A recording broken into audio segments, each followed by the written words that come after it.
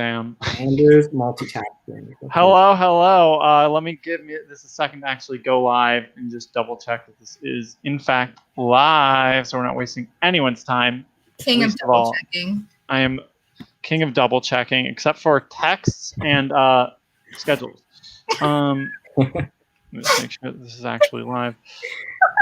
It sounds like the things that matter. Okay, it is live. Perfect. So, first of all, hello, everyone. My name is Anders. I'm the current host of Survivor Maryland Major Conflict. Thank you so much for tuning in. We really appreciate this, coming to our live show. I hope you've been enjoying the season, and I hope we can continue to make it enjoyable the rest of the season. I have some wonderful guests today. So please, why don't we start with our most esteemed returning guest, Erin from season 3. I'm kidding. I won't do the joke again. Mish again. Okay, hi. My name's Erin. I, like Andrew said, I'm from season 3 of Survivor Michigan. It's also airing right now. Our second to last episode actually is coming out this Wednesday. So our finale is going to be coming out in the next couple weeks. So make sure you're all caught up on that. Toss it over to Andrew. All right. Hey, guys. I'm Andrew, a former player and current host at Survivor at UVA, University of Virginia. And if you're truly Survivor starved, our season is dropping this coming Wednesday at 9 o'clock, I think. So lots of college survivors out there. Check it out if you're feeling it. And go ahead, Tulsi. Hi, I'm Tulsi. I am from Survivor Maryland. I played on season 14, so you might not see me for a minute, but you may have already seen me in the Generations at Core mini that we did. But yeah. Perfect. Well, I've now sent the link out to 100 different places, so we'll see what happens. But again, thank you guys for joining in. Hello, DJ Intocable. Let's get started with our thoughts on the episode. Episode 2, we just saw Natalia get voted out last episode. We're seeing as new relationships and new alliances are forming. Erin, Tulsi, Andrew, give me your thoughts about this episode. What were you feeling? What were you hoping? Were you disappointed? Were you surprised? I want to hear it all. Well, without jumping right to the end, even though I'm about to do that, I thought that it was a lot of build-up for what I thought was not the best move from the Pasquella tribe, or specifically the group of Doug, Chris, Amanda, and Tim. I'm not really sure why they did what they did. However, I thought that this was a pretty big episode for Doug and Santi. I thought they kind of showed that they are the top dogs on their tribes, personally. Absolutely. I mean, I feel like Doug absolutely killed it. Like, everyone's talking about how he feels good with everybody, and I think you could hear in some of the conversations that he was having, like, he wasn't really giving too much away from his what he was thinking, but was letting other people talk, but made everybody feel good. And even Eric's already calling him out as being a huge social threat, but nobody really wants to do anything about it because they like him so much. Yeah, honestly, could not agree more. I think Doug is in I don't want to say fantastic position, because Eric is kind of throwing him out there. Eric does see how much of a threat he is, so I wouldn't call him in a fantastic position, but he's definitely running the tribe. But I also super agree with Andrew that this was not the right move for that sophomore 4. I think that was insanely stupid. It also completely negates any reason that Chris voted with T last tribal. He did that. He said at the beginning of the episode, he was I really wanted to build trust with T. I knew Natalia was going, but I wanted to just kind of establish that connection. So why he didn't keep her in it baffles me. It's so beyond me. She trusted Chris and Doug and Amanda so much, and it made no sense. So. And none of them trusted her. They all said, I don't trust T. Exactly. For whatever reason. All right, so let's go to the very beginning of the episode. We hear from Doug. We hear from Sadie and Delaram. We hear from Eric. So obviously, Doug and his sophomore 4, as Erin has coined it, or South Campus Alliance. Honestly, there's going to be a South Campus Alliance fucking everywhere. But this 4 of Doug, Chris, Tim, and Amanda, how do we feel about them? Do we think that they have a long road ahead of them? Do we think it's going to split off? Because the 6 still does exist, but this 4 is clearly still stronger than that. Well, one thing I definitely noticed is it seemed like people wanted to really work with Doug, and then Chris was attached to him, and they were like, well, we could also bring in Chris. Like Chris could be brought into whatever else was already happening there with Doug. So there's definitely like, it's not like a tight 4 with all of them in there. Yeah, agreed that it's definitely not a tight 4. Like Amanda even said at the beginning of the episode, she's like, yeah, I'm in this alliance, but I don't really know how I feel. Like she's like, I don't know if I trust them. And I'm sorry. No, go ahead. Please say it. I don't like Amanda, first of all. She like said also at the beginning of the episode, she's like, yeah, Tim has been like meeting one-on-one with me. I don't think he's doing that with everyone else, but I really don't like him. No, she trusts him the least. Yeah, she likes Tim less. She was like, I like Tim the least of everyone in the group. Like it's so stupid. And like, I don't even know. Wasn't she also the one that said she didn't want to work with the women? Yeah, she was exactly. Yeah. But she's definitely something else so far. Honestly, I think that whole group is just kind of Doug's minions right now. Like Tim and Chris especially. I do think Amanda has potential to like break off from that squad, especially if she doesn't like Tim. Like maybe there'll be a nice little head-to-head combat between those two. But honestly, like I don't think it's a very formidable force besides Doug. I would not be surprised if that group comes crashing down pretty quickly. I did text Tim Tim texted me and he was like, I didn't know Amanda felt that way. I was like, yeah, I don't know either. He said, it's probably because I have a feminine energy, which to me was so funny to hear. He is a comedian. He's a comedian. He did ask, why did you put quotation marks around it? And I went, because it's funnier. Anyways, so we see that from those 4. Sadie and Delaram together walking back to a dorm, sort of talking about like making decisions more for the tribe, less for themselves. What do we think about Delaram and Sadie at this moment? They're both in the 6, but they're clearly not in that 4. I don't know if they have any inroads with Amanda. It seems like Sadie doesn't really like Amanda. What are we thinking about those two? Well, for me, Sadie seemed to like immediately choose a side between Eric and Doug. Eric came to her with information, and the way that she responded to it was super confusing to me, because she said, oh, well, once his power is gone, then we'll be able to use him as a vote. But his power is giving you another vote if he's willing to work with you. Like, what? What are you talking about? If you want to work with him at any point, he's already got that extra vote for you. He's 2 votes for you right now. Yeah, but he could be 1 vote. But if she ran with that information right to Doug, but still had it in her head that once the power is gone, then she would want to work with Eric maybe and use him as a number then. But his power, like, I mean, she knows what it is, and he's putting that trust in her and giving her a pretty accurate read on Doug. And she went and took it right back to Doug, which could work out for her if Doug wants to keep her around, but she just handed him way more power.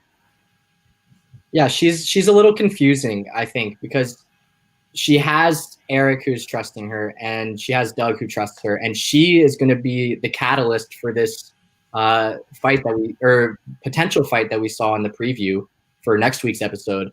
But yeah, I'm not really sure where she really stands, because it seems like she wants to work with both individuals, but she wants to work with Doug just a little bit more. So yeah, she's a big question mark for me personally. Yeah, I think Sadie is like, I would separate Sadie and Delaram and like how they're playing, because Delaram I think has explicitly chosen a side. I think it's more so been chosen for her, but like because she's in that 6 and she's like tight with Dane, which Amanda like told the boys, even though she doesn't trust them, she's like, Dane and Dalaram are tight. But Sadie, I think, is like trying to play more in the middle, but she's also got her side chosen in her head, and I think that just is Doug. I don't even know that it's the 6. I just think that she's like really trusts Doug, and like she could be that 4th kind of instead of Amanda. I think if things do go wrong within that 4, which I think that they will. So I think that she is actually in a good position. And she's going to only give them more power by, like, she told Doug about Eric's advantage, which he told her about. But if both sides are giving her information anyway, like, if that doesn't get sussed out, I think she's in a very good spot. Let's also talk about Eric. So Eric is still being his goofy self. but he immediately susses out, oh, I know that Doug and Tim are friends because of Facebook pictures. And like we said before, like we mentioned in the very first episode, like why would you be so public about these relationships? Because they're going to be found out. If it's not your pictures, it's a friend's pictures who has both of you in it. But he also denotes, oh, Amanda and Chris also walked back with them, and they're very chummy, which is incredibly perceptive. He walked into a confessional, told me this, and I was like, how the fuck do you know this? So I didn't say that to him. Instead, I went, you need to go for Doug. Go for Doug. I don't. So Eric already susses out this group and is targeting Doug. What do we think about Eric? Do we think it's smart for him to be doing this kind of move right now? Or is it digging himself a hole that he might not otherwise be in? He's definitely digging himself into a hole. Like, it's so upsetting because I've noticed with the live show and then the comments, like, he's clearly a fan favorite. He's so perceptive. He's done his Survivor homework. But by targeting literally the most liked person on your tribe, you're going to put a big target on your back. And that's having already come off the first challenge where he won an advantage. Like, it really does suck, but I think he's in a really, really poor spot, especially because it seems like Dane kind of wanted to distance himself from Eric, like ever so slightly. Yeah, I think it's both. I'm going to say it's both a good move and it's digging himself into a hole. Because, like, it is. Like, you should target the person that is the most popular person on the tribe. Like, because that's the person that's the biggest threat at that given time. So it's smart for him to want to do that.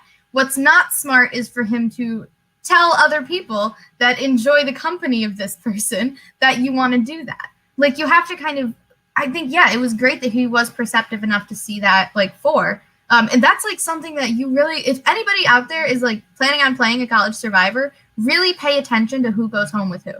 Because that is, like, that's an alliance. Very likely, that's an alliance. So, like, yeah, I think he was really perceptive in that, but he, like, was not perceptive enough to see that, like, Sadie was a fan of Doug and things like that.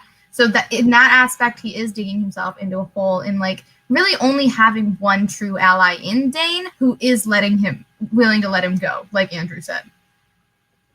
Yeah, I feel like he is digging himself into a hole because of the way he's going about it. He's got the information. He knows what he needs to know, but the way he's using it is just fucking himself up. Like, he's got all the pieces, but he's assuming everyone else is playing more logically, like it seems like he is. But other people are playing emotionally. They like Doug. They don't want to vote for him. They trust him. And because of that, they're not going to go for it. He's not understanding what everyone else's values there are. But it is incredibly frustrating to watch because he could do it. I think what he needed to do there was just kind of plant the seeds and let that grow after a little bit. But right now, all he's done is made an enemy out of Doug, who's got the power to do something about it. You bring up a good point. Oh, we got already a Tulsi fan.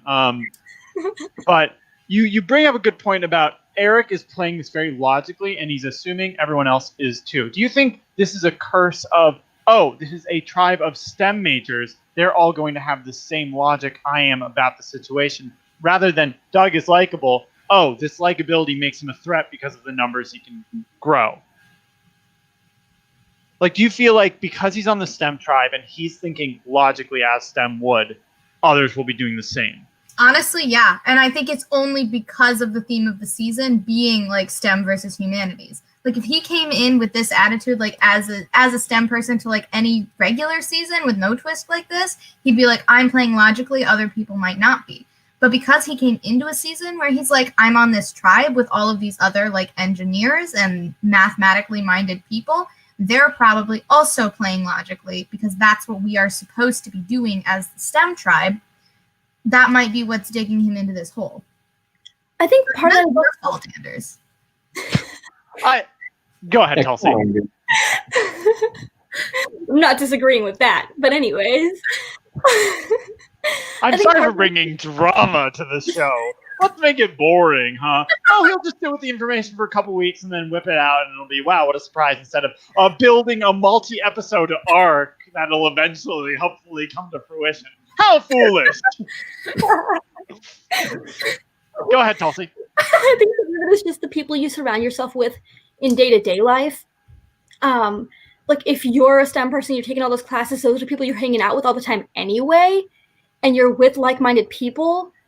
And then on top of that, to be thrown into a tribe where you know that people are like supposed to be like-minded, then that's just gonna like make that even more prominent. Like, yeah, everybody should be thinking logically, and especially with like Anders at every tribal asking all those pointed questions about how do you feel about the theme of the season.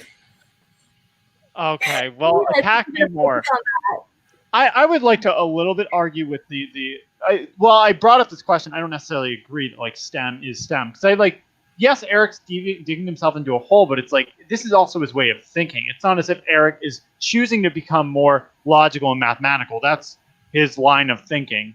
And also like he has to tell people to gain numbers. So he goes to Dane, who he believes to be his closest, and Sadie, who he believes he can reach out to. Obviously, doesn't work out perfectly because they've already made connections with other people. Wherein the problem lies of why Doug is a threat. Oh, someone's got a call on Skype. Sorry. It's tribal time. Okay. So let's go to Chikasha. So last episode, we really got a view of like Mike, Liam, Santi, and we got Jasmine and Morgan and Angie, all separated, all in their little webs. This episode, we get Ivy. She shows up. We get Evan. He shows up. We get a little bit of Josh, and we get some more formation of these bigger alliances. I want to hear it. What's going on? How are we feeling about these people? What are our opinions?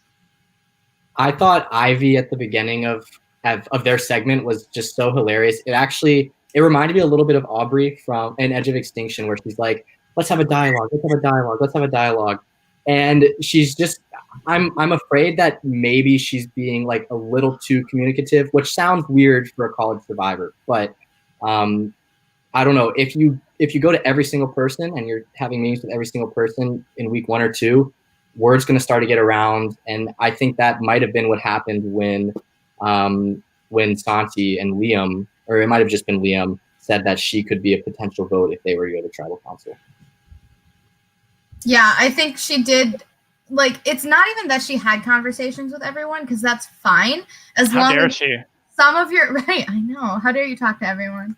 But it's like, the problem was that, it was exactly like Aubrey in Edge of Extinction, where she was having the same conversation with everyone.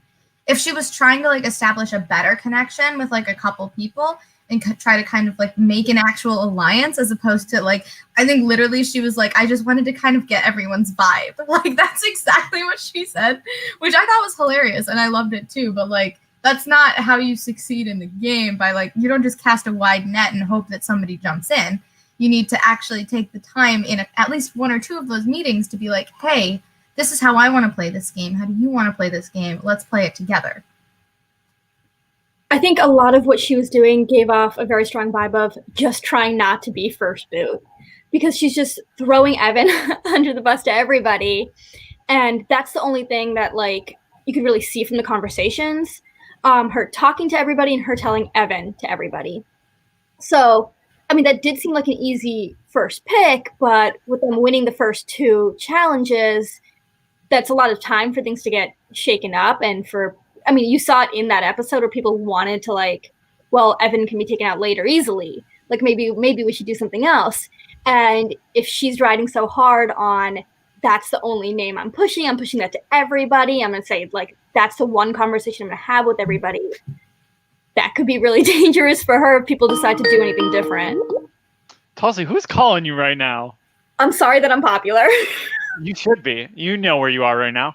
Do not disturb. Well, what I find so funny is, when I was the first confessional I had of this season, and she was telling me, like, I'm already looking for the idol, I'm doing all this and this and this. I'm like, wow, Ivy's really playing the game. And then she sends me all these videos of her talking to basically every single person. I'm like, oh, Ivy's playing the game. Something we tell all of our players is, like, in the very beginning, like, talk to everyone, because, like, you should be playing, you should be talking to people, you shouldn't be waiting around doing nothing.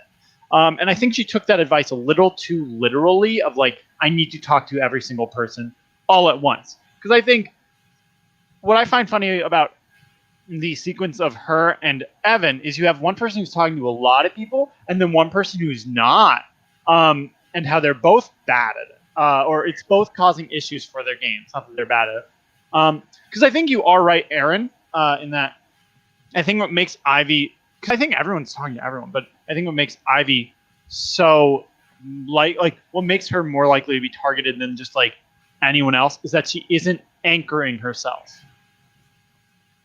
Again, another like sort of sea fishing metaphor.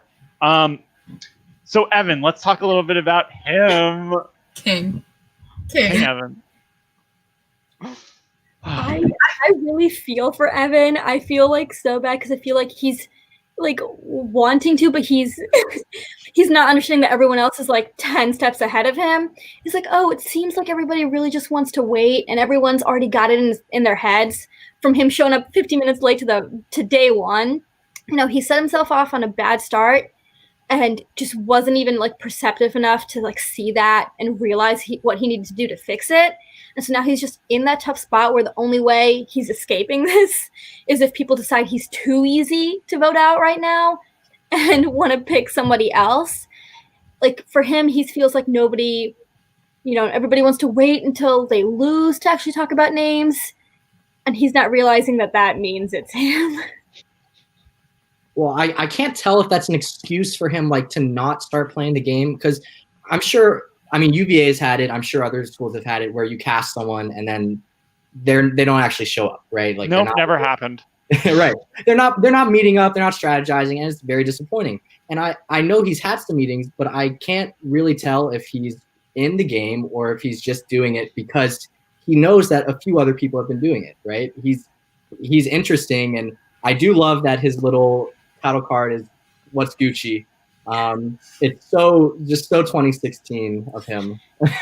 I wonder if he's still out there saying "What's Gucci," yo. Yeah, I love Evan, and I think that a lot of the Chikasha tribe also loves Evan. Like, they just love his presence, you know? Like, I think people were like, you know, I think he's really friendly. But he kind of also did the opposite, I think, of what Ivy did, like, kind of what Andrew was saying. Like, he wasn't really there. He wasn't really talking to people. But here's what I think is so interesting is that the two people that it at least, like, showed him talking to were Ivy, who's the other person on the bottom, and then Liam, who I think is in the power position on the tribe.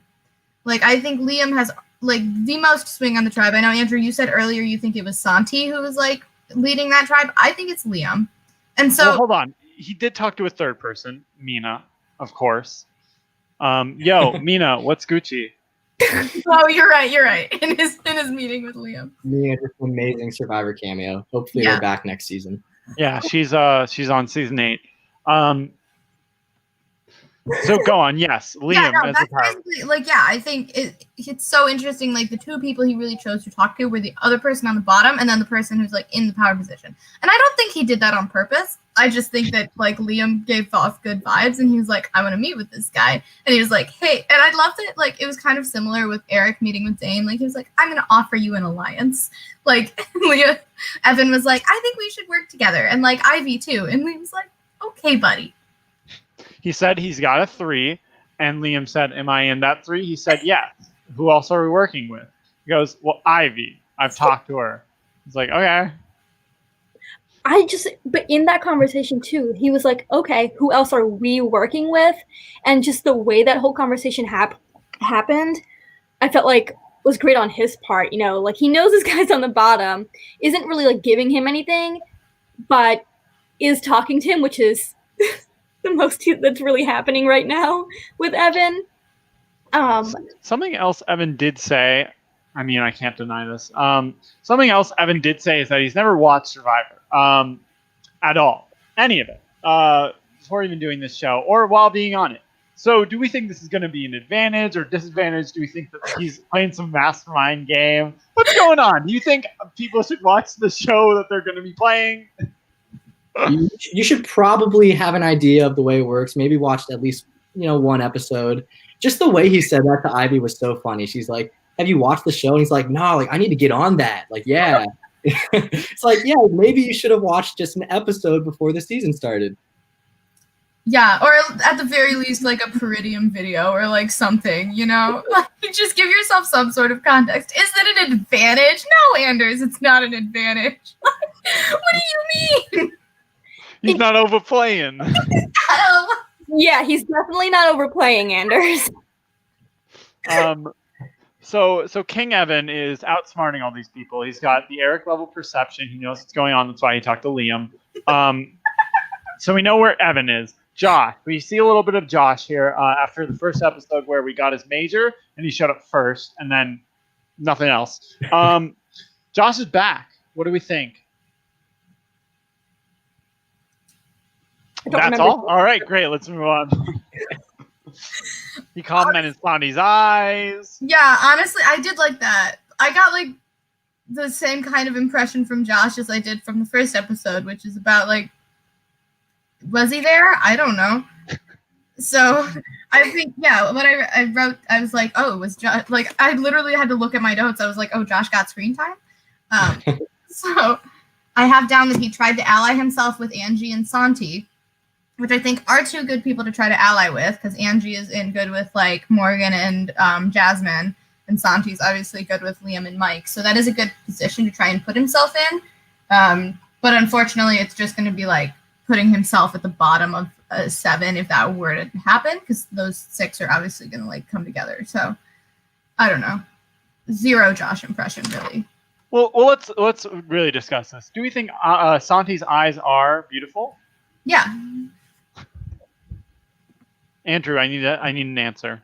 Sorry, my internet just freaked out there a little bit, but I will say I missed I missed what was said. I know we were talking about Josh. We're done with Josh. We're over him. We're talking about Santi's eyes. Okay, well, Josh, the winner of the season is with Santi's eyes. That's just such a positive moment for Santi. Jacob K and Andrew are on the same point right now. He's not listening to what we're talking about. Completely ignoring. Go on, Andrew. What about Josh? My internet was lagging out, but it turns out it was mine. So we are on Santi. Is that what I'm at? Santi's eyes. Yes. Well, yes, he had beautiful eyes. That doesn't need to be said. Thank you. Oh my God, it's like pulling teeth. It's like I'm at tribal. What do you think of his eyes? Well, Josh, I think he's a good person. I think Josh said it. Josh said it. I really love early tribals. They're my favorite thing, and I will not get tired of it. So, anyways, let's move on to we have this formation of the Tape Alliance. Iconic. We hate it. What are we feeling? What are our thoughts? Well, I know I might sound a little contradictory from what I said earlier, where I said I thought Santi was the kingpin. And I think I say that because I feel like he has a lot of power within this group. But I think the Tape Alliance, being Angie, Morgan, and Jasmine, will know everything in the tribe. They're going to be a center point for the flow of information. Obviously, Jasmine is going to be feeding Angie and Morgan. Sorry, Josh. King Josh makes an appearance. We'll be feeding Morgan and Angie what is said between Liam, Santi, and Mike. And Angie will probably be feeding them what is said between Josh and Santi. But I don't know where Morgan fits in. I'm not sure we saw her interact with a bunch of people individually. Rather, she was just kind of with the Tape Alliance. Also with that, one of the other girls called Jasmine like a leaky faucet, saying that she was just spilling up everything. Morgan. So, yeah. So it'll be interesting to see how that goes. Like, is she just willingly giving information every single way? Is she just unable to like be quiet about it? Or is she going to like stick to the girls and, stay tight to them and give them that information so that the 3 of them can progress further? But like right now, all right, who else is in there? We got it's Jasmine, Morgan, and Angie. So Angie and Morgan are getting a lot of information there that they wouldn't have otherwise. So I think that puts them in like a better spot, but we'll see how far that goes. So here's a question I have. they have 3 possible names: the Tape Alliance Jam, which is Jasmine, Angie, Morgan, or Madge, which is Morgan, Angie, Jasmine. How do we feel about the 3 of them? I have my favorite that I think it's going to be what I'm referring to them as, but what are your opinions? I know what your favorite is. No, you don't, but go on. I like Jam. I feel like Angie wasn't even there when they found the tape, was she? No. Right. So like that's just so rude and exclusionary. So I really like Jam personally. I like the simplicity of the Tape Alliance. It's just made up from a piece of tape. The problem with Jam and Madge is if Eric ever hears about it, he will deduce who the people in the alliance are because he's that perceptive. So keep it at tape, and you run no risk of Eric figuring everything out. The J could be Josh, though. Josh is there. He just told us. That is true. Yes, that's true. I'm with Andrew though. I like the Tape Alliance. I know they weren't all there, but it was such a ridiculous moment to watch when that happened. Also, I will say the little yes montage is how they actually speak. I didn't edit together a bunch of times of them saying yeah. That was one full sequence of them just saying it, and I went, what if I zoom in a bunch of parts here? That was really good. But master tier editing, Andrew. Thank you. It's real skill. But I'm gonna refer to them as Jam because at a certain point, that's just kind of the Tape Alliance. You're right, is a little exclusionary of Angie, but it's also just easier to remember Jam because it's their names. But I mean, yeah, if you want to work with anybody else though. well, they'll come up with a bigger name. You also don't talk about your alliance by name to other people. Like if they're not in it, you're not gonna go around and be like, yeah, so the Jam Alliance, and they're like, what now? Trust me though, they can be overheard, they can be figured out. Can tell you about an instance later, but that can happen. Yeah. Beauty of College Survivor is everybody's got ears and everybody knows somebody. So they're gonna have a group chat. They just shouldn't name it the alliance name, because wouldn't you know it, naming it Survivor Alliance might not be a good idea if you're with someone. They're like, what a weird text. This is not like a Survivor Maryland spoiler, but if you pass somebody else your phone and it's got the name of your alliance and that notification pops up, people are gonna figure things out.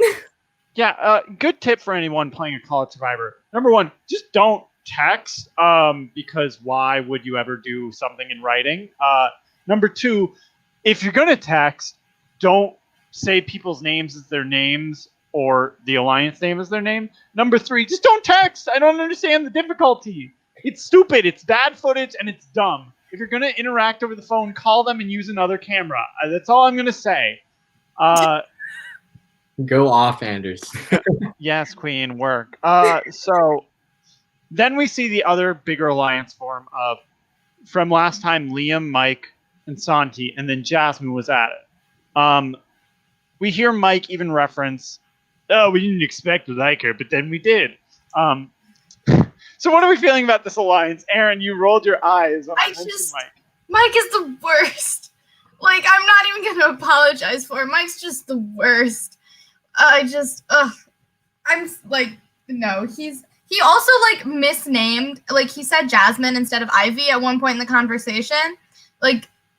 Yeah, that was insane. And then also I don't know, he's just super bro-y, super judgmental, unnecessary.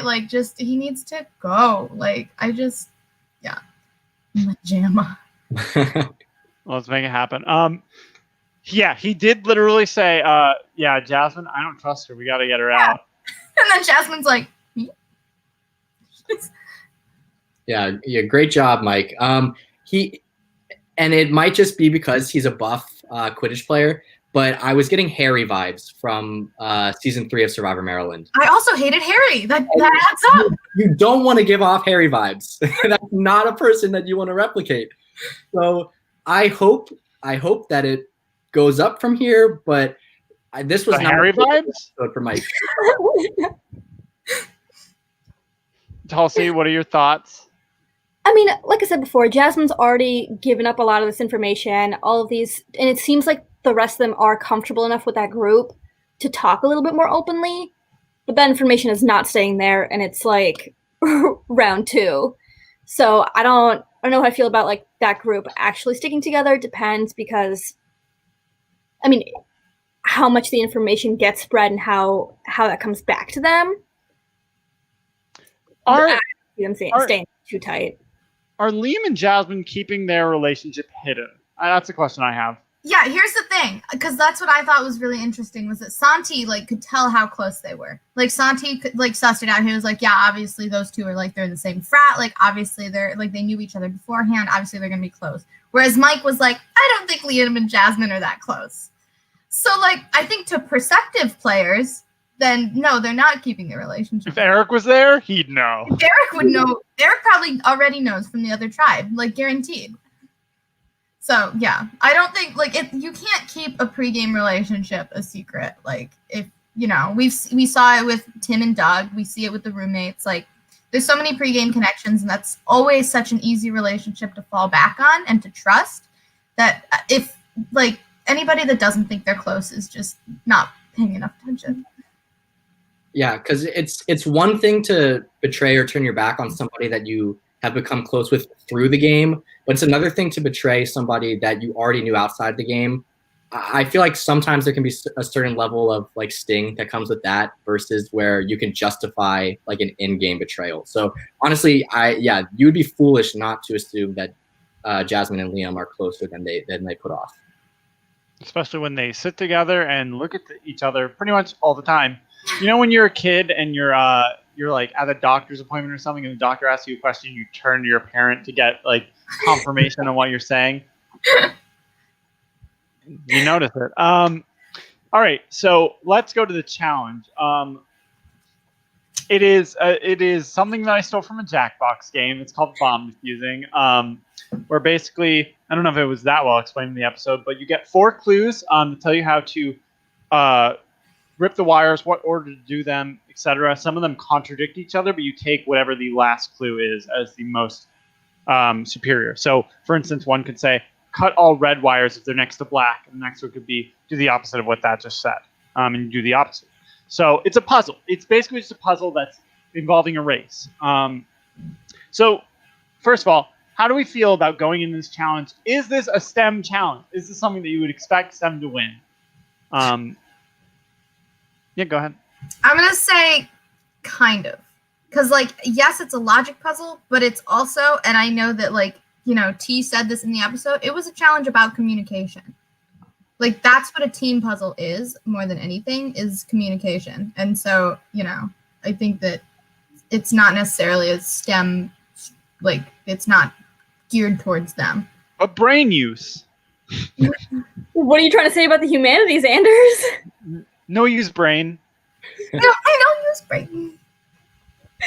Yeah, I don't think it necessarily was a STEM challenge. It like wasn't just straight up like math problems. It was it's logic, which doesn't necessarily translate into being STEM. And it was a lot of communication. That's something you can easily get very frustrated with. And these teams didn't have to necessarily work against the clock. They could have slowed way down. Neither one got all 5 right.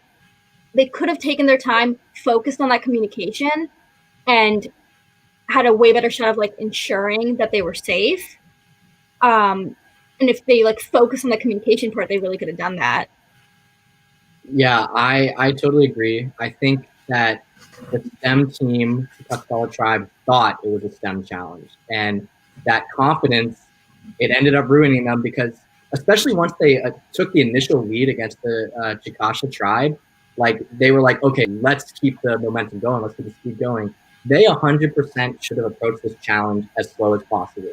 In my opinion, they should have just gone as slow as possible and figured out each puzzle cube by itself rather than try to race against the clock, because I think that was their biggest downfall, this challenge. That's exactly how I think about it too. I think when you add the race element to a challenge, people focus on the race rather than it only matters if you get all 5 correct. And if you're focused on doing it fast, you're not necessarily looking at accuracy. That being said, I mean, Chikasha did it faster than Pascala and got 4 out of 5 right. trust me, when I said I was shocked that Pascala only got 2 right, like, they have the same clues. It's just like they did not communicate or just did not listen to each other. So they lost that challenge 4-2. Truly an insane moment. The cleats get brought up again a couple times. Cleatgate, is it going to continue? What are we thinking? Is this a joke or is this a serious thing? Why would you wear cleats for stealing bacon? Why would you not? That's a Honestly, big move. That's a big move. Fair, but also no. I don't think they knew it was going to be steal the bacon. I think they said, I'm going to wear cleats because it's physical and I do Quidditch. I kind of Also, love. Liam lost that round, to be clear. I do think it's funny. I know it came up in their meeting too, where like Mike, Liam, Santi, and Jasmine were meeting, and like, and like, who was it? It was Santi was like, yeah, Liam, the other tribe doesn't like you because you wore cleats, and Liam was like, well, better wear them again then. So. Yeah, Cleatgate is definitely going to return later in the season. It's going to be a primary point of this season. But I mean, the problem with Mike and Liam showing up with cleats is it's just going to create more animosity from the Pascala tribe to those 2 individuals specifically, when that's not something you would want to build up going into a potential swap or whatever. So I guess it's funny for their tribe and it's like a little sense of like tribal unity, but if you're looking big picture, why would you want to make enemies with the other tribe over cleats? Like, it just doesn't make much sense. Also, like, I think it's a funny joke if Liam brings his cleats again. He's like, haha, remember, it's me, cleat guy. But then the fact that, like, Mike also brought them, I'm sorry, like, that's not tribal unity. That's being a dick on purpose. Like, that was... Erin says, Liam can do it, but if Mike does it, he's trash. Well, Evan remarked he doesn't have cleats, so we don't have to worry about that from him. King. So King of respect. King. So Pascala loses again, and I'm sure they're super happy about that. As Tim remarks, it's great for the tribe that's supposed to represent intelligence and pride in that sort of ability to work through problems. Over people who don't do any work at all, loses horribly to another tribe. We hear from a couple perspectives. We hear from first Teresa and Amanda. So what a fun conversation. Let's talk about that. Let's talk about Teresa and Amanda. What are our thoughts? Are we talking about the conversation about like the challenge or the conversation about her not knowing who voted for her? Oh, all of it. Because that was infuriating to watch, especially like when we saw the clips before of her. I think I know who voted for me. In those clips, she didn't say, and I was like, "Who do you think voted for you?" Like, there's only one option. Why are you confused? Why do you have to think so hard about this? And as much as I don't agree with everything that like Amanda's been saying and doing either, her calling her out on that and just being like, it was obviously Natalia who voted for you. And having to explain that for her, I was like grateful that somebody said it. Because what? Could have been anyone. Yeah, I mean, at that point in time, there's like just very little logic from Teresa. She's like, I don't know how to describe it. Like, she wants to pin the things that happen to her on other people so that she can then go against them. That's the way that I was perceiving it. And like, honestly, thank God Amanda was like, slow down and just think for a second. Like, who could have voted you, Teresa? Who could it have been? That being said, I don't really know why Amanda wanted to say that she was the other person to have voted Dane with Teresa.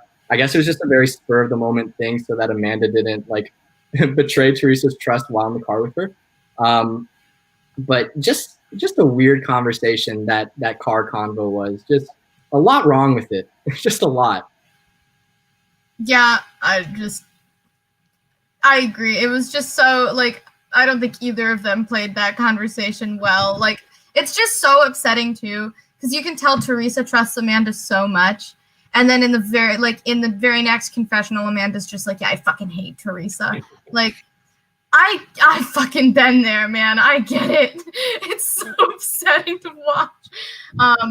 So I don't know. I do kind of think it was a good move to say that she was the one that voted with her, especially considering, she was in the car, and especially knowing that like tribal's in 10 hours, Teresa's not going to have time to strategize with anybody else. So like, go ahead. But at the same time, if you're going to vote her right out, then there's not really a point. So I don't know. I'm conflicted. I'm more on leaning towards I don't like what Amanda did, but that's just because I don't like her. A good friend was like, surprise, Amanda voting a girl again. So Teresa obviously putting her eggs in the wrong basket here. And her decision, she's like, I'm not going to have a lot of time to strategize, but I think I'm going to go for Delaram because of the challenge.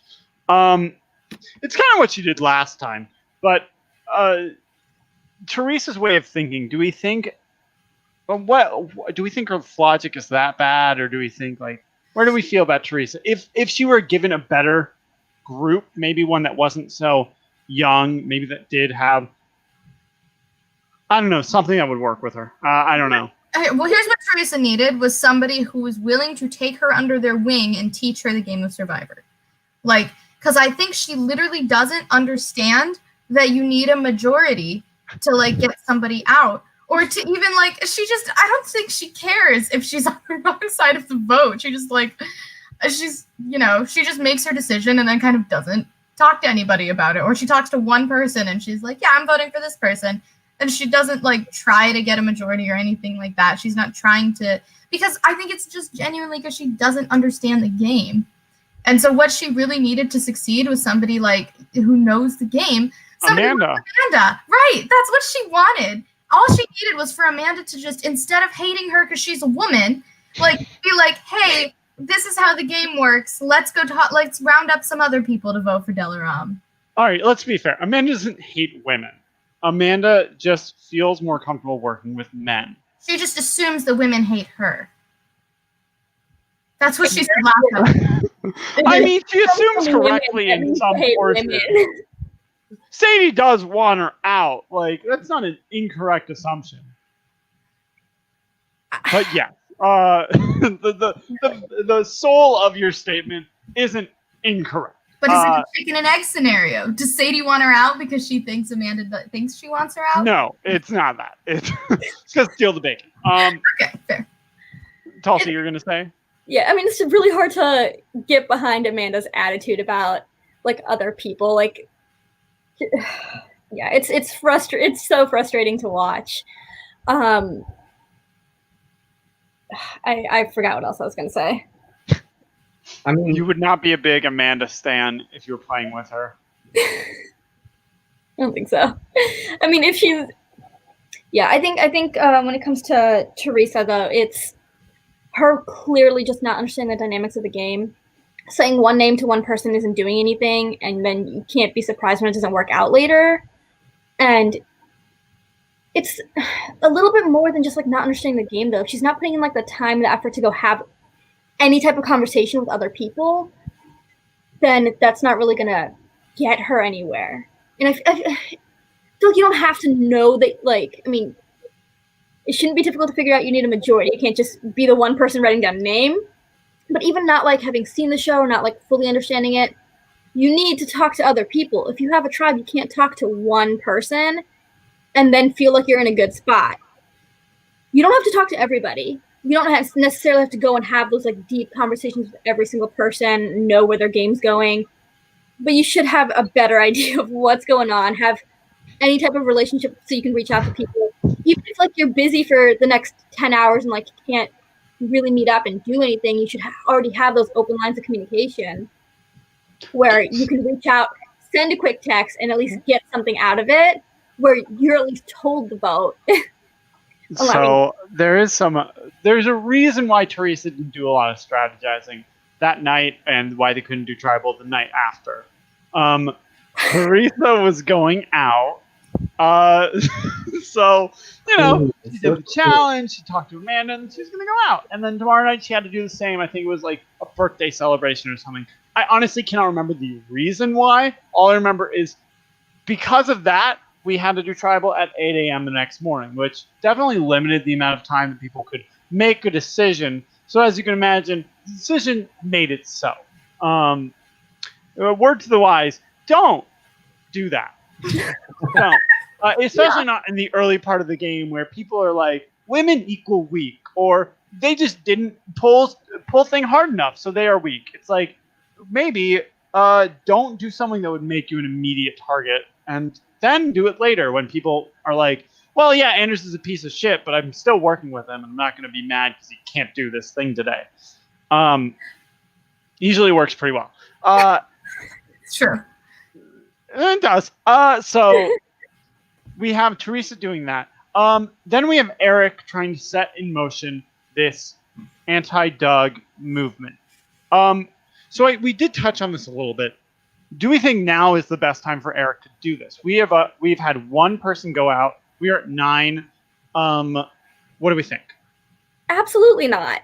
Absolutely not. It's the right time to start, seeing how everybody feels about Doug. Not bringing up his own opinion, but just mentioning him and asking how people feel. And, maybe like start to bring up in larger groups, like, oh, do we all feel really good with Doug? That's interesting. And letting that happen a little bit later. Right now, he knows. Final 2, baby. Wow, bold prediction. He knows that everybody does love Doug, and it's too early to be going after a social threat. It's too early to try to like divide the entire tribe over something like that. And he's got the right pieces, but he's not utilizing it well. Yeah, I 100% agree. He's obviously very perceptive. We know that. His problem, I think, is that he's not very socially adept because he's not picking up that everybody loves Doug, right? And so, like Tulsi said, like, plant the seed. Everybody loves Doug. That's my favorite show. Go on. Right, it's all of our favorite shows now that the season has started. But plant the seeds. Tulsi said it. Plant the seeds, and that will pay dividends in the future. But right now, right, like Jacob's saying, plant the seeds and deal with it later. You don't need to target this guy right off the bat. But yeah, Eric's doing Eric, and maybe it'll pay off, but I don't think so. Well, I think the biggest mistake there too is that it immediately, because of how popular Doug is, it immediately got back to him. Now he's made an enemy of the most powerful person on his tribe, and he absolutely that's why he dug himself into a hole. The information he had was good, but he just fucked it up. Yeah, he should dig the hole and plant the seeds in it. He shouldn't be in it. I think Eric's problem too is like he has no agency. He thinks he has agency, but he really doesn't. He doesn't have a single real ally. Like, he's got people that like want to work with him, or they're like, hey, like, I guess we're, cool. But like, Dane is willing to cut him at a moment's notice. Like Jasmine it wasn't Jasmine. Sadie immediately. Yeah. Wow, Erin, they're not even on the same tribe. It's me, Mike. You hate Mike, but here you are doing the same thing. I know. Sorry. So, but yeah, and like Sadie immediately went to like, he literally in his first conversation with Sadie was like, hey, like, let's establish some trust. Here's this advantage I have. Also, this is the specific person I want out. Like, that's not how you should open a relationship with somebody. Hey, Erin, here's my secret vote steal advantage. I do want to get Andrew out. How are you? Is that not the way to make a plan? No. Of course. I think another interesting there, though, is like on both tribes, the person who got that first power, how different that worked out for them both. Sorry, I'm still figuring out the names. Who has it on the other tribe? Liam. Liam. So Liam's got it. It's okay. There's a lot of white guys on that tribe. I got it. There are. Life. Yes, there's a lot of white guys on everything always. Really can't keep them straight.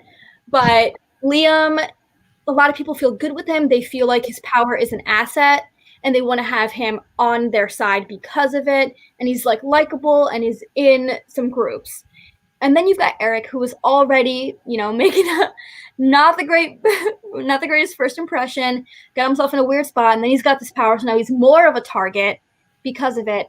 He's attempting to utilize it, attempting to build trust and make those connections, but still not doing it quite right because he's putting his target in there with it and trying to put himself into the position of power, not realizing that's already taken and he's trying to go after the person who's got it. He's being too forceful about it. He needs to be way more like subtle and social. I will say, Tim saying I joined Toastmasters really killed me. That was very funny. Well, it's honestly too bad for Eric because it seems like he's going out and trying to chase allies, and nobody is coming to Eric to be an ally. Like I believe it was in the first episode with Dane where he goes to Dane because they have played video games together, right? Not because he caught a good vibe or not because they talked at the first challenge, just because they played video games in the past. So it really is unfortunate that he thinks that he might have agency and he really doesn't. So we have Eric tell Sadie about his advantage, which I don't think is inherently bad. I think that we discussed it a little bit, that it's going to come out one way or another. It's going to spread around. If not by the virtue there are two pairs of roommates on these tribes and that you have the same advantage. I don't think it's a bad move. I think Erin's absolutely right. You shouldn't tell someone your advantage and immediately say who you want to target because, like, why would you say so much in so little time? But then Sadie goes and immediately tells Doug all the information. And what does he do? No, there's no 4. No, that's not going to happen. There's a 6. And my friend Jack, who does a great live stream of it, I love watching his live stream. He was a big Teresa fan, so this is a hard night for him. But he talked about, well, first of all, he made the complaint. He's tired of women just going back to men and giving them all the information. But like, an alliance isn't good if you're giving all your information and you're not getting anything in return. Ah! Did you guys hear anything I said, or did I freeze? Yeah, no. We heard You cut out for a second, but you said an alliance isn't good if you're giving everything and not getting anything. Yes. Okay, great. You all froze for me and I went, uh-oh. You came back with the scream, though. That was perfect. That is how I talk. But yeah, where Sadie gave a lot of information, Doug didn't really give anything back. Obviously great for Doug, but do we think that is pointing to longevity of this alliance? What do we think about that? Doug's in a position where he can work with anybody and everybody he wants to. It's completely up to him. So at some point, he's going to have to make a choice and give up more information to the people he really chooses to work with in order to make that last. But if he keeps going the way he's going, then maybe what Eric's saying is going to catch on if he's not giving anyone anything and putting himself in that position. I mean, he already lied to people about the first vote. And we didn't see him try to make any amends or talk to those people about what happened. So we don't really know like what relationship he was able to like make with that. But like that, if that continues, that's going to be a problem. I think Doug's actually fine. I think he's playing it fine because like I don't think anybody's gonna go back to Sadie with this information, you know? Like she's not gonna hear it from anybody else. So, you know, it's not like Tim is like the closest person to Sadie of those 4 is Doug. So I don't think that there's necessarily a concern that alliance is going to get back to anybody. So I think he did it fine. And I think that, yeah, maybe things do start to catch up to him. But if that happens, like they've already swapped, you know? And so I think he's still going to be in a fine position as long as he has enough allies. Like if Chakasha has a majority on their swap tribe and they're like, hey, Doug's the biggest threat here, then he's in trouble. But I think that on this tribe, at least, like I think he's going to be fine. The thing with Doug, though, is he's got Santi on the other tribe, and he knows other people on the other tribe, too, and he might get himself in a position where he could end up on a swapped tribe where everyone is good with him again. Yeah. I doubt that he's going to be on a swap tribe that wants to get him out. I don't see anybody besides Eric, and like unless Doug fucks up and gives Eric more fuel, I don't think anybody else is really gonna want to go after him for a while. Well, right, and I think the conversation that Doug and Sadie had, like he played it off fine, right? Like she goes, Eric said that you're in this Group of Four Alliance, the South Campus Alliance, and he goes, "Oh, well, we've talked, but we live in the same area, right?" And so he brushes it aside so easily. Like, if it gets brought up again, he can just say, "Sadie, we've already talked about this," right? Like, Sadie already trusts him quite a bit, maybe the most on that tribe. And so I don't think Doug's in a poor spot much at all. Like you guys said, he's got friends on the other side. He's got plenty of friends on his own side. Yeah, I think Doug's fine. I've learned in a relationship, the best thing to do when being questioned is just minimize it and say, we already talked about this. We don't have to talk about it. Goodbye.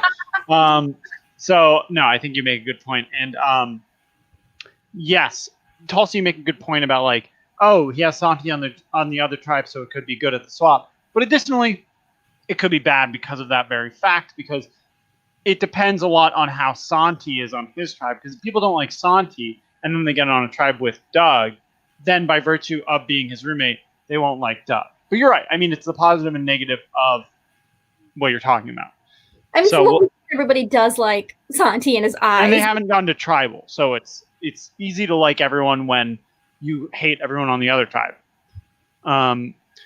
So let's talk about the boot. Obviously, there were a couple options it could have been, but it did end up being Teresa 8-1. It's Teresa is gone. How are we feeling? Was she robbed? Teresa was robbed. I agree with Jacob.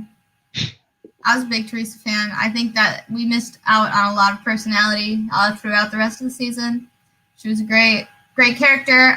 Terrible player, but great character. I don't know. I don't think she was the right choice of the boot.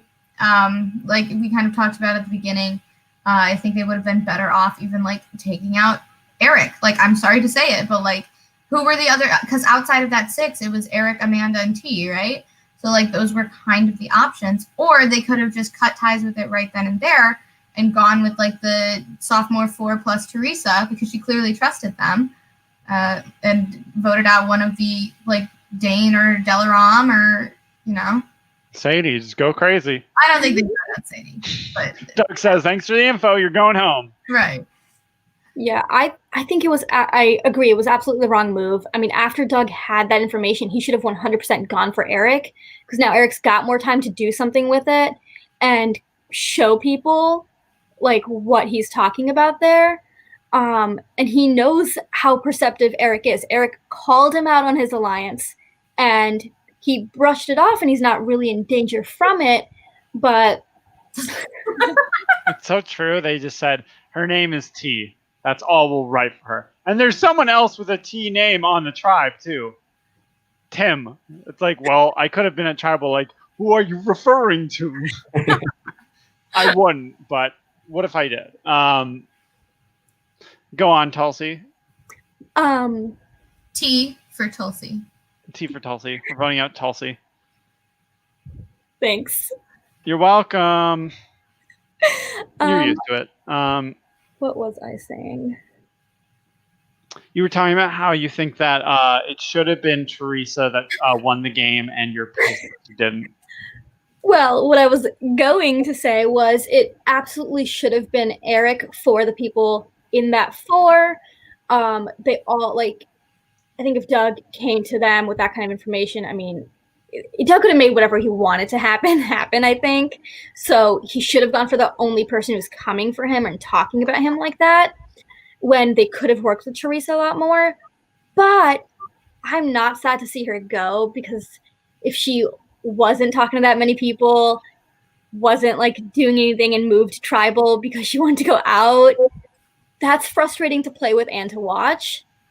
So it doesn't make me all that sad, but I don't think it was the right move for most people. Yeah, it's a real sad moment that T had to go, but Doug is team good feeds, so he said, I'm going to keep Eric around, see what happens, make some drama.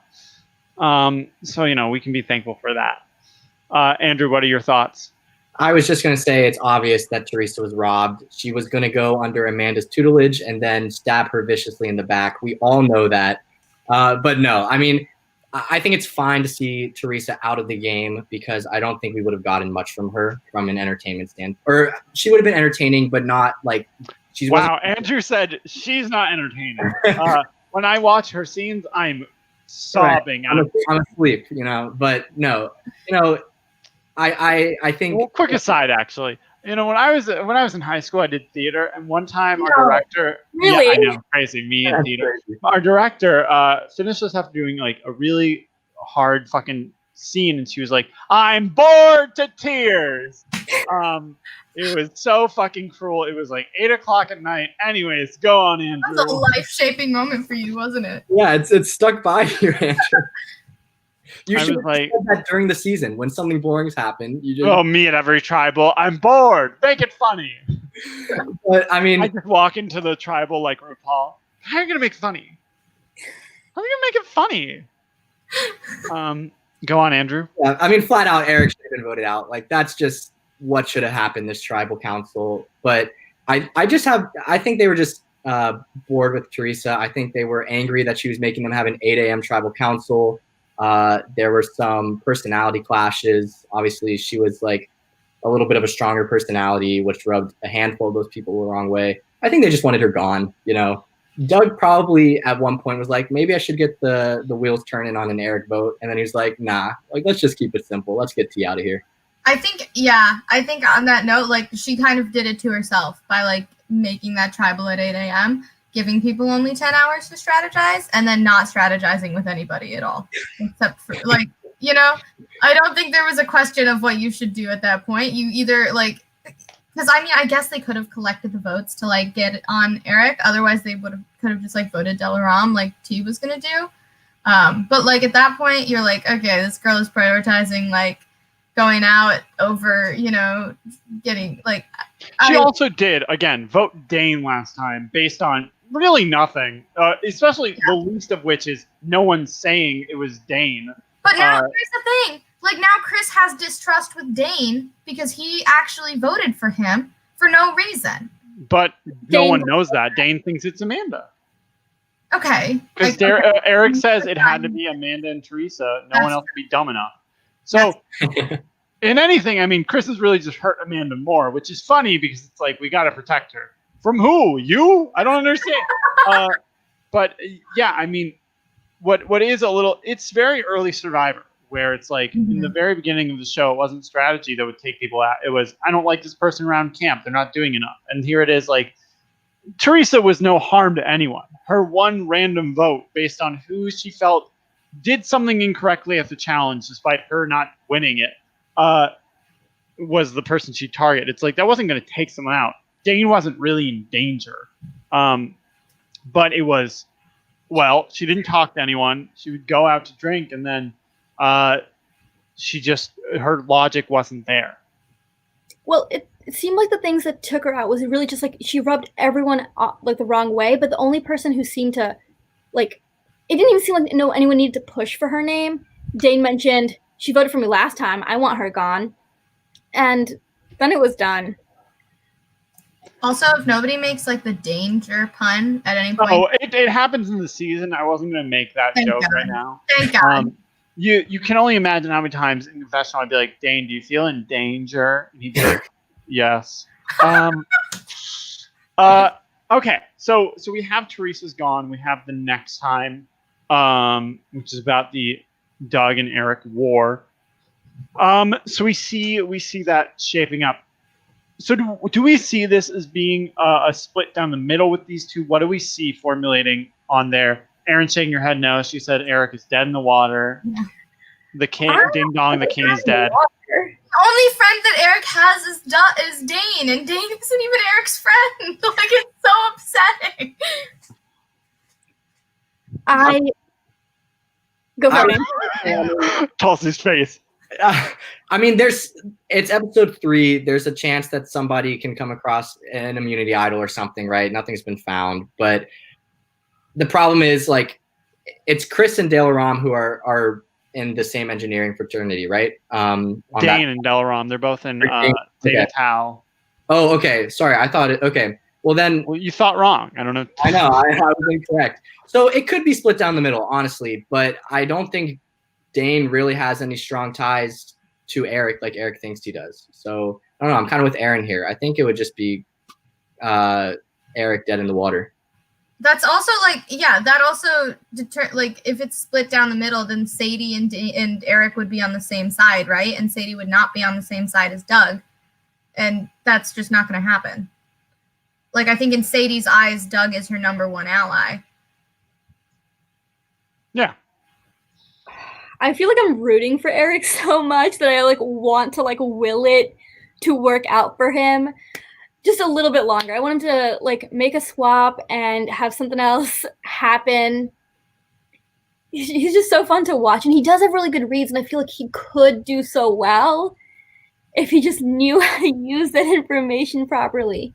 But I mean, everyone on his tribe right now is already under Doug's spell. If he's able to make it to a swap, get with some new faces, and make something else happen, like that's a possibility, but where he's at right now, he just doesn't have anything going on. His power is not helpful, and now everybody knows what it is too. I just had like what Eric needs to do is he needs to get an ally on the other tribe and tell them to throw the next challenge.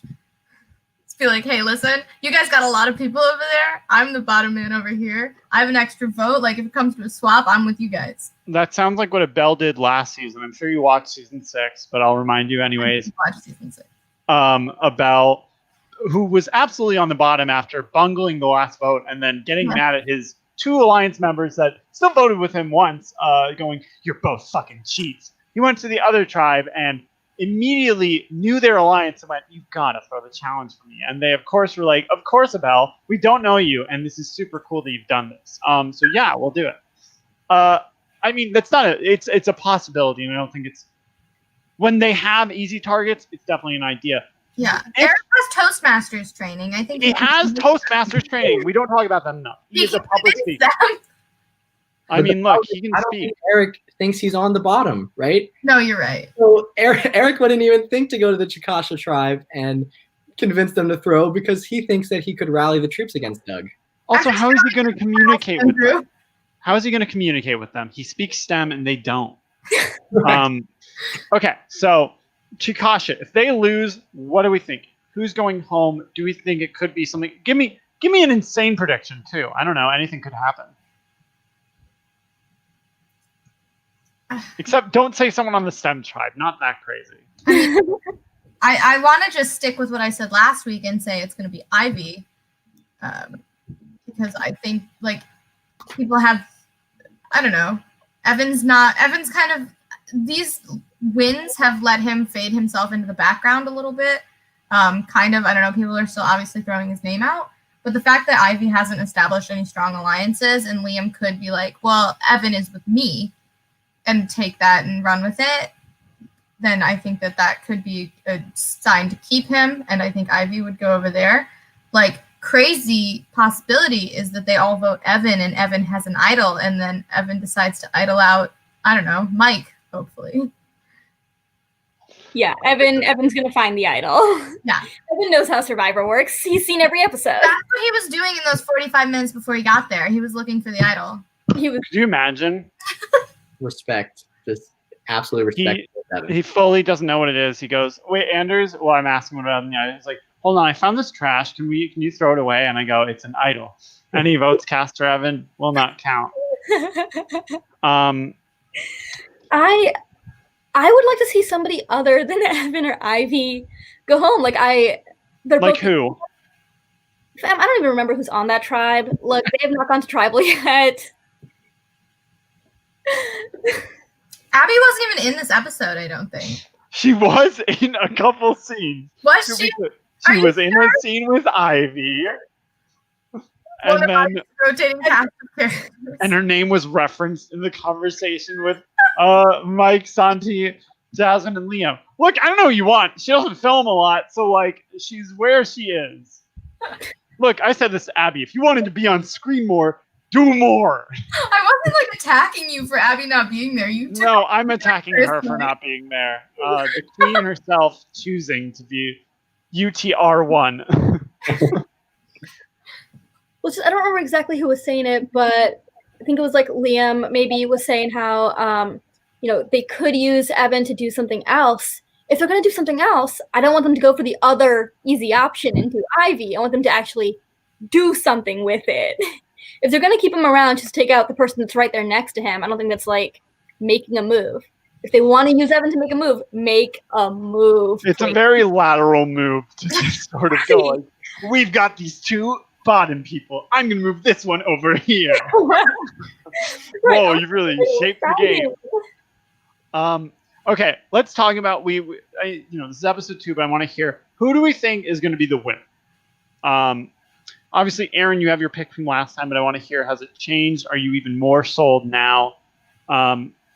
What are we thinking? What are we feeling? Yeah, I'm even more sold on Sadie, honestly. I think that she's in a super good spot on her tribe. I think that even like in a swap scenario, she's not going to be a target because she's not even seen as a big threat on her tribe or anybody with a lot of connections. I don't think anybody is going to target Sadie for a very long time, if at all. Tulsi's looking a little unprepared for this question. I mean, I like know the answer, so I'm not going to answer. Oh, fine. Oh, that's right. That's probably a good reason not to answer. Yeah, I feel like I can't like. I think I'm on the Santi train. I really like the guy. I think he's got a lot of information. He's got a lot of friends. It will be difficult if he makes it to merge how he balances his relationship with Doug, because obviously Doug is going to have different friends. So yeah, I think Santi has a pretty good shot at this game. And then if I had to pick someone from the Pascala tribe, I think I echo Erin's thoughts that Sadie could be in a good spot. For Tulsi, we'll give you Jacob's pick, since Jacob can't be here to express why Jasmine should definitely be the winner. Well, we had 2 people last week say Jasmine, so she's gotten her due as well. You know what? As long as it's a woman, I'm here for it. Yeah. Let's go. Andrew, I can't believe you like ranted about Santi without even mentioning his eyes. I couldn't mention them because me talking about them without us doing them just doesn't give them justice. So true. Look, I will say this. He has really nice eyes. It's obvious to anyone who sees him. I don't think Josh was wrong for pointing it out. I think he was just saying what we're all thinking. It's true. So let's get some final thoughts. Let's wrap this out. Final thoughts, Andrew. Final thoughts. Upset with the boot for this episode. However, I think it's setting up nicely for this potential Eric versus Doug showdown. I think that the Chikasha tribe has more fun dynamics. A lot of different groups, the Jam Alliance, the Santi groups, everybody, his beautiful eyes. Josh. Josh. Mike, of course. Love Mike. But no, yeah, I like the Chikasha tribe more. I think they're going to be a little more dynamic in the future. But this Eric-Doug showdown will be very enjoyable in this next episode.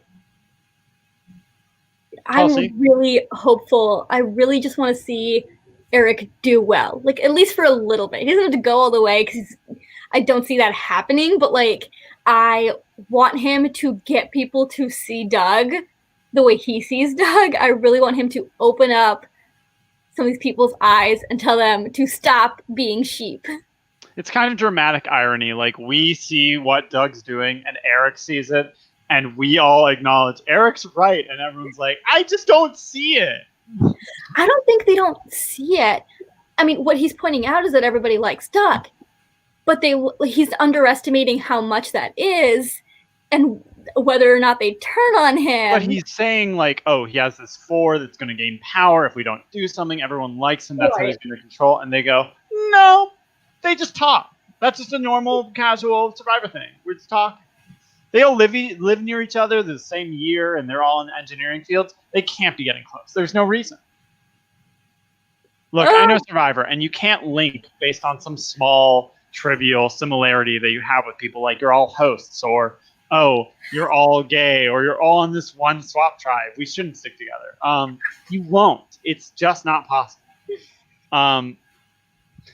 Erin, final thoughts. Final thoughts. I'm gonna definitely also devastated by the boot. I was big on Teresa, loved her, but rest in peace. I really want the Chikasha tribe to lose because I do agree that they have fun dynamics, but I would like to see those at play. and see what they actually do when they have to decide on something to do. Because I think that like 2 weeks of safety really gets some people comfortable, and I think that that's exactly what could get like a power dynamic flip. Like the first 2 weeks are good for cementing relationships, but it's also like good for getting comfortable and good for letting those people on the bottom wiggle their way to the top.